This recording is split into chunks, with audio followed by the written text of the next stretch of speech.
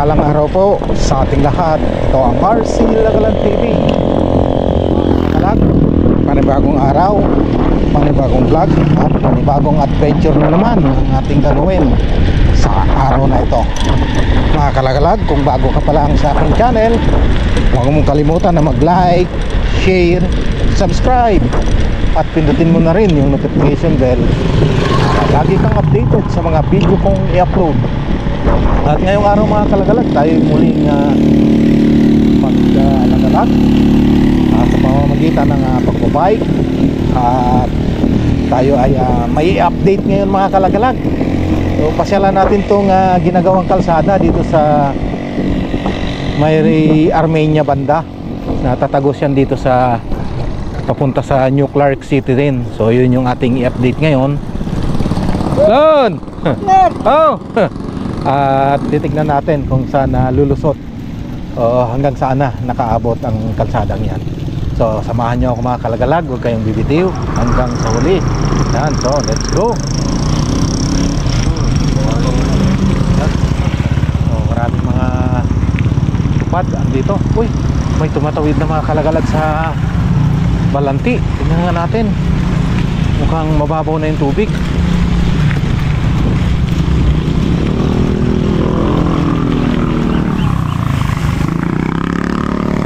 Mababaw, wala na, tuyo na naman. Bukas siguro tatawirin natin to bukas, itong Balanti.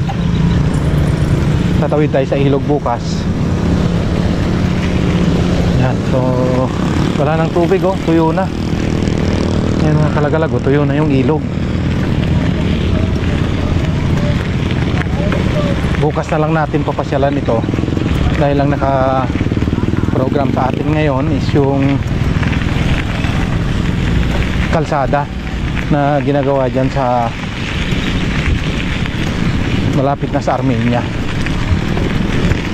Actually part na ng Armenia yon, yung lugar doon. Yung kalsada kasi na yun mga kalagalag, magdudugtong yan dito sa ginagawang kalsada na yan. Kaya bukas yun yung titignan natin bukas kung paano ito magdudugtong. So maaari maglalagay ng tulay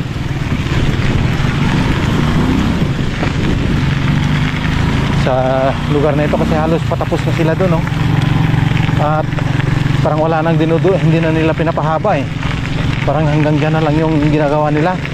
So yun yung titignan natin bukas kung hanggang saan aabot yung kalsada na yan.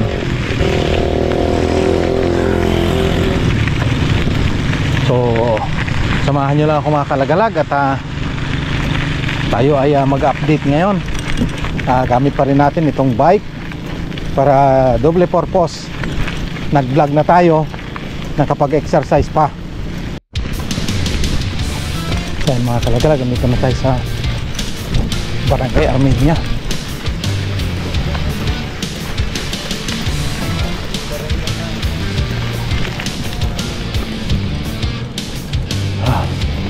Ito na yung sentro ng barangay mga kalagalan.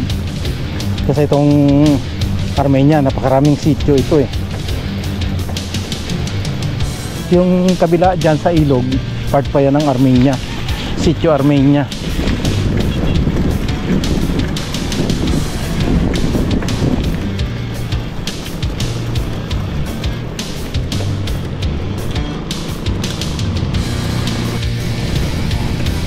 Yan, so against the light lang tayo mga kalagalag. Nandiyan yung araw. Hindi ko alam kung magandang kuha nito. At nariyan na kasi yung kalsada na ginagawa. Nandiyan na yung hangganan.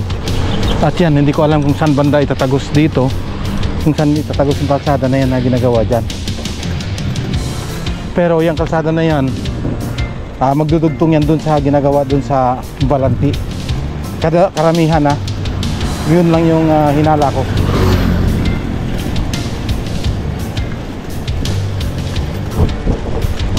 Kasi parehas ang itsura ng kalsada dun tsaka ito. Ayan. So ito na mga kalagalag. So ito na yung kalsada dito na ginagawa nila. At nandun sa kabila, halos tapos na dun sa kabila. Ayan.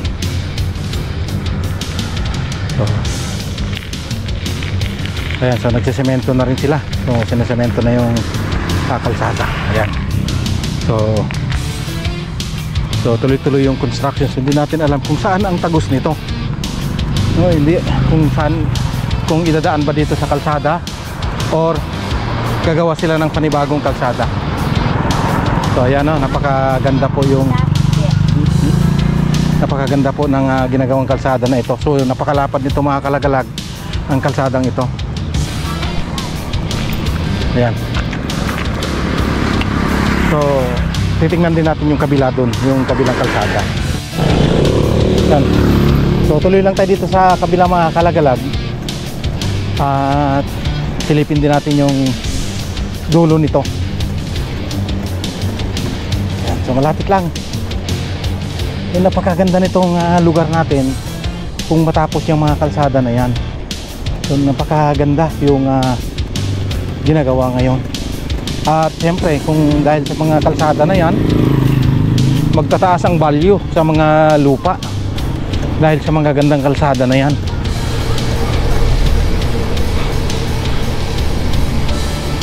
Kaya napakaswerte yung lugar na ito dahil napakaganda ng mga kalsada na ginagawa. So mga kalagalag, so tuloy-tuloy yung construction ng kalsada rito.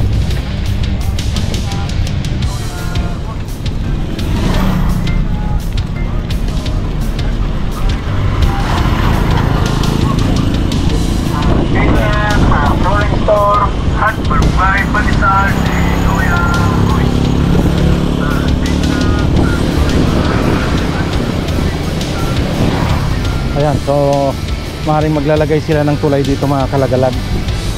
Ayan. Ito nga, giniba na mga kalagalag, oh. So ito giniba kasi ito yung karugtong ng kalsada. So giniba na yung bahay na ito. Ayan. So kita natin mga kalagalag, yun yung kalsada dun sa kabila. Ayan, so itong bahay, giniba na itong bahay. At ito naman sa kabila, nandito naman sa kabila yung dulo ng kalsada. Yan, oh.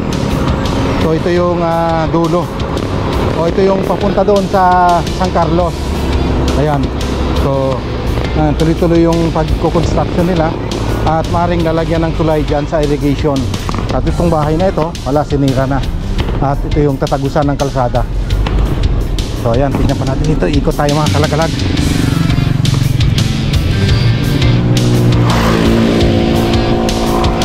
Pati ito madadamay, sinira din. So damay ito mga kalagalag. Ito.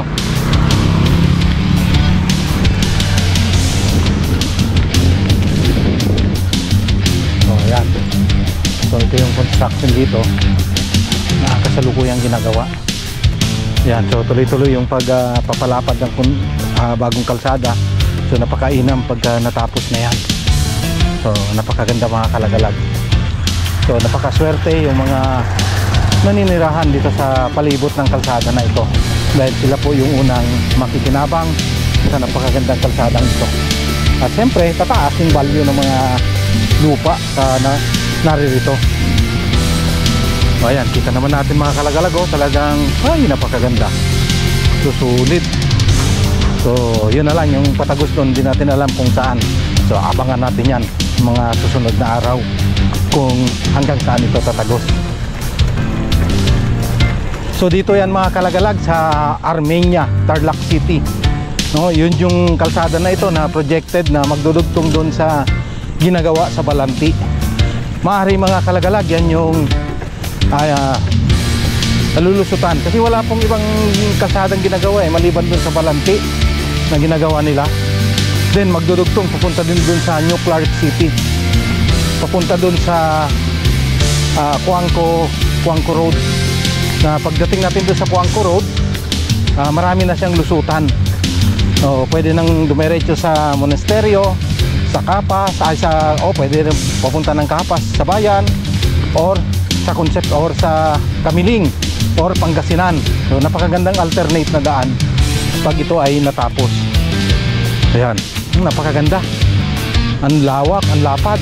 Parang sa expressway ka rin pag dumaan ka dyan. 4 na lane.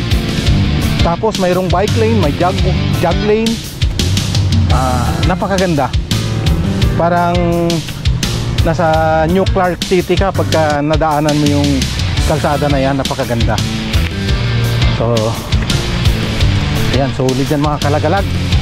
Kaya napakaswerte natin na dito nilagay yung kalsada na yan sa malapit sa lugar natin. So tayo ang magbe-benefits niyan pagdating ng panahon. Ito na naman tayo ng kampo.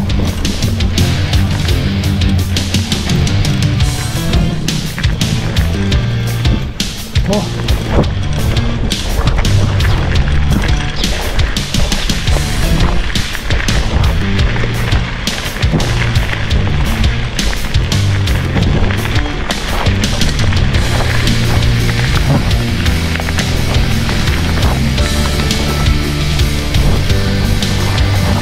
ayan. Harap.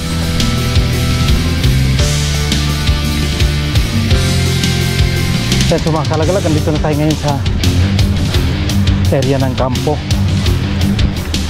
Cam Aquino. Ayan. At yan yung bagong kalsada din dyan mga kalagalag, palusot ng San Rafael.